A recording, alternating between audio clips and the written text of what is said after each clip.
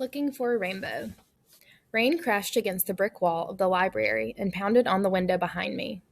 Absorbed in a book, I heard the rain subside and felt late afternoon sunlight warm the back of my neck. I finished my chapter. Half an hour later, I was slogging through puddles toward a faded yellow two-story house set back into the woods. My cousins Sarah, Jason, and Kendra stood in the doorway to greet me. "Did you see the rainbow?" Kendra asked. "It stretched all the way down to the horizon at both ends," Jason said. "The brightest colors you can imagine," Sarah added.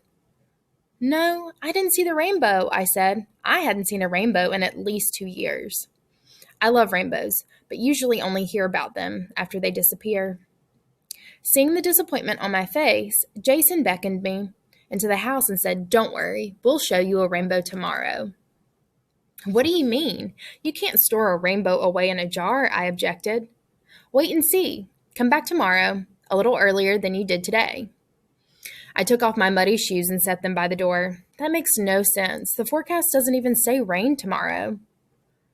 "You just have to look in the right place," Sarah said with a twinkle.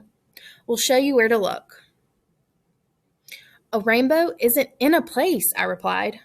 "Of course it is. Everything is in a place," argued Sarah. "That's not true.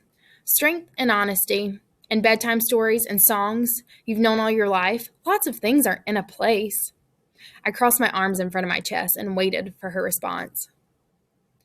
"You can't see those things. Everything you can see is in a place. A rainbow is in the sky, isn't it?"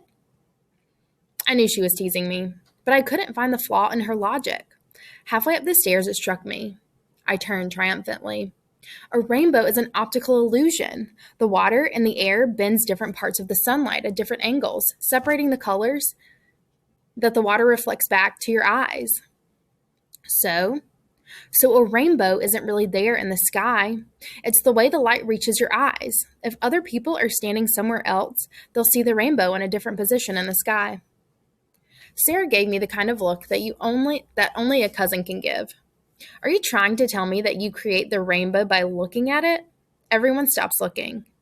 If everyone stops looking, does the rainbow cease to exist? Are you saying rainbows aren't real?" "They're real. They're just not really in the sky.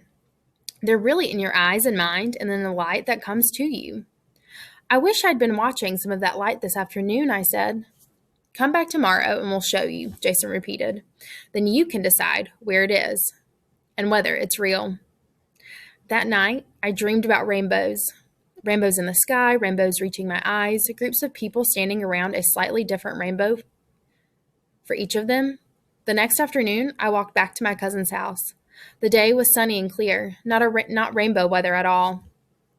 "Keep your shoes on," Kendra told me. They led me down a narrow path through the woods behind the house. The trees were tall and dense.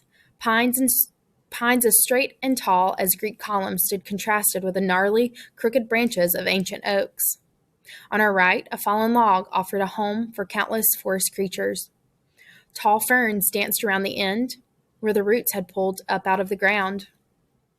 A haphazard pile of boulders to our left looked as if some giant had thrown them aside. A carpet of green softened their shaded sides. Sarah asked, "Now, are you going to tell me you don't see the moss?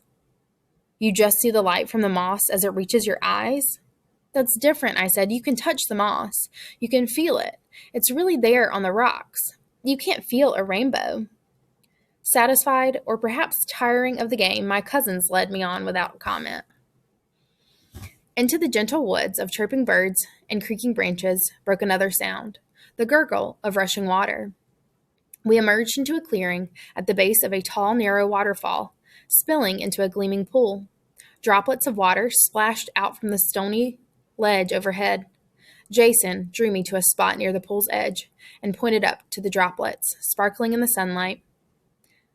There near the top of the waterfall, or so it appeared to my delighted eyes, was a brilliant, beautiful, perfect double rainbow. The end.